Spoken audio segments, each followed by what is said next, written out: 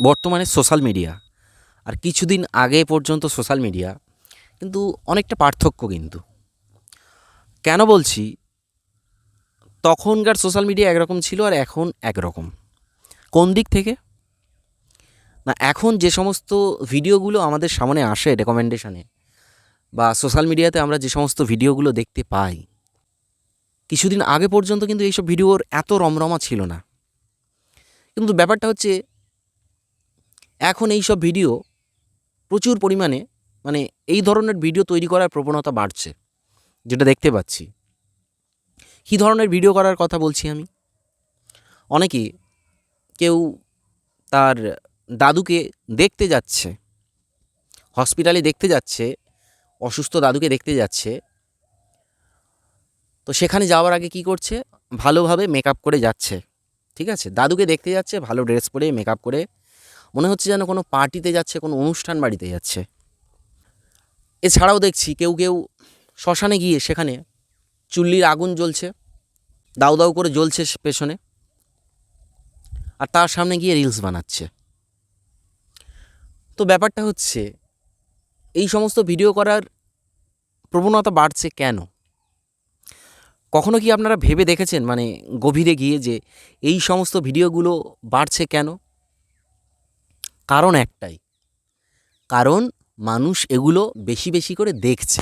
আমরা হয়তো ভাবছি যে এই ধরনের ভিডিও বানানো উচিত নয়, বা অনেকে তাদের কমেন্ট সেকশানে গিয়ে বাজে বাজে মন্তব্য করছে বা এ করছে, যে যার মতামত দিচ্ছে সেখানে। কিন্তু দেখো, এত কিছু করার পরেও তাদের কিন্তু ভিডিও করা বন্ধ যাচ্ছে না। আসলে ব্যাপারটা কি? ব্যাপারটা মেন জায়গায় যদি কেউ গভীরে গিয়ে দেখে, তো ব্যাপারটা এটাই, ওদের যে মূল উদ্দেশ্য, ওদের যে মূল উদ্দেশ্য সেটাই কিন্তু ওরা সফল। মূল উদ্দেশ্যটা কি? টাকা ইনকাম করা, ভিউজ বাড়ানো, টাকা ইনকাম করা। আর যে মানুষটা গিয়ে ভিডিওটা কমেন্টে কিছু লিখছে বা যাই মন্তব্য করুক না কেন, সে তো নিশ্চয়ই ভিডিওটা দেখছে আগে, না? তো তাদের উদ্দেশ্যটা কিন্তু, তাদের উদ্দেশ্যে কিন্তু তারা সফল। তাদের উদ্দেশ্যটা কি? যেন তেন প্রকারে মানুষকে ভিডিওটা দেখানো। ঠিক আছে, আর মানুষ এত কিছু বলছে, এ করছে, তা সত্ত্বেও কিন্তু যাই করুক, সেই ভিডিওটা কিন্তু দ্বিতীয়বার গিয়ে দেখছে, তাই না? নাহলে এত ভিউজ আসছে কী করে? আর যারা ক্রিয়েটার, মানে এই ধরনের ক্রিয়েটার যারা, বা যারা এই ধরনের ভিডিও করছে, মানে তারাও খুব ভালোভাবে জানে যে যে যাই মন্তব্য করুক না কেন বা যাই বলুক না কেন, তো দ্বিতীয়বার এসে এই ভিডিওটা আবার সে দেখবে। ঠিক আছে, তো সেটা তাদের একটা ভরসা হয়ে গেছে।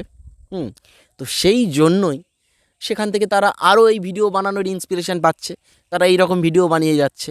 এবং তাদের যে উদ্দেশ্য টাকা ইনকাম করা, মানে যত ভিউজ বাড়বে, যত অ্যাড আসবে, তত তো টাকা ইনকাম হবে। আর সেটা তো হচ্ছে না। তো সেটা হচ্ছে, তো তাদের প্রবলেম কী? তো একটা কথাই আছে না, পেটে খেলে পিঠে সয়।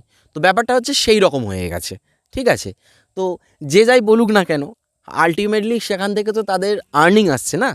মানে টাকা তো ইনকাম হচ্ছে। তো সেই জন্য তারা চোখ কান বুঝে তাদের মতো ভিডিও করেই যাচ্ছে এবং ভিউজ বাড়িয়েও যাচ্ছে। তো অ্যাকচুয়ালি দোষটা কিন্তু ক্রিয়েটারের নয়, দোষটা আমাদের। মানে আমরা যারা ওই ধরনের ভিডিও দেখছি, ওই ধরনের ভিডিওটাকে সাপোর্ট করছি। ঠিক আছে, মানে এই ভিডিওগুলো তো সমাজে ভালো কিছু বার্তা ছড়াচ্ছে না, না? আর সত্যি বলতে একটা কথা, ভালো কোনো ভিডিওতে ভিউজ কিন্তু আসে না। এটা আমিও লক্ষ্য করেছি। যে কোনো ধরনের অনেক ক্রিয়েটার আছে যারা খুব ভালো ভালো ভিডিও বানায়, কিন্তু না, সেখানে ভিউজ আসে না। ভিউজ আসে কোনগুলো? যেগুলো অশ্লীল ভিডিও, যার মধ্যে নোংরামি আছে, যার মধ্যে কিছু শেখার নেই। ঠিক আছে, সেই ধরনের ভিডিওতে কিন্তু ভিউজটা অনেক বেশি, অনেক বেশি। ঠিক আছে, আর সেই কারণেই এদের ভিডিও করার প্রবণতা, এই ধরনের ভিডিও বানানোর প্রবণতাটা আরও বেশি হচ্ছে। তো এটা তো আমার বক্তব্য। তোমরা যারা ভিডিওটা দেখছো, তোমাদের কি মতামত? অবশ্যই আমাকে কমেন্ট করে জানিও। ঠিক আছে?